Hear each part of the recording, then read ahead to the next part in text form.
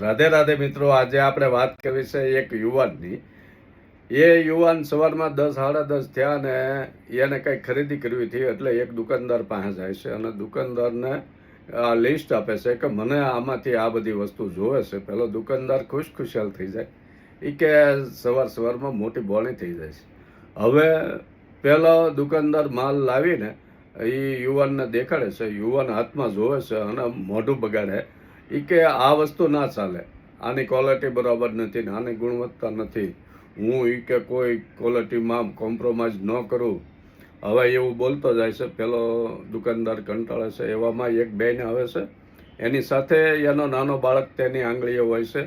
એ બેન ઘણી સુધી ઊભી રહે, પણ તેવામાં એનો બાળક રડવા લાગે છે. એટલે પેલા દુકાનદારને કહે છે કે ભાઈ મને આ લિસ્ટ લ્યો ને મારી વસ્તુ આપી દો ને. હવે પેલો દુકાનદાર પણ કંટાળેલો હતો, એણે ઓલાનું લિસ્ટ પડતું મૂક્યું અને આ બેનના લિસ્ટ પ્રમાણે વસ્તુ આપવા માંડી. એટલે પેલો યુવાન ત્યાંથી હાલતો થયો. હવે દુકાનદાર કે આને મેં કેટલી વસ્તુ દેખાડી, પેલા બેનને કહેશે એણે એક પણ વસ્તુ ખરીદી નહીં ને ખોટા વાંક જ કાઢ્યા કર્યા. પેલી બેન કે તમે એને હાંજ સુધી જો બધી વસ્તુ દેખાડી હોત ને તો પણ એ એક પણ વસ્તુ ખરીદી ના કરે. દુકાનદાર કે કેમ, તમે એમને ઓળખો છો? તો પેલા બેન કે હું એને ઓળખું છું, એ મને જોવા આવેલો હતો. મારે અત્યારે મોટા મોટા 2 બાળકો છે અને એને હજી ગોતવાનું ચાલુ જ છે.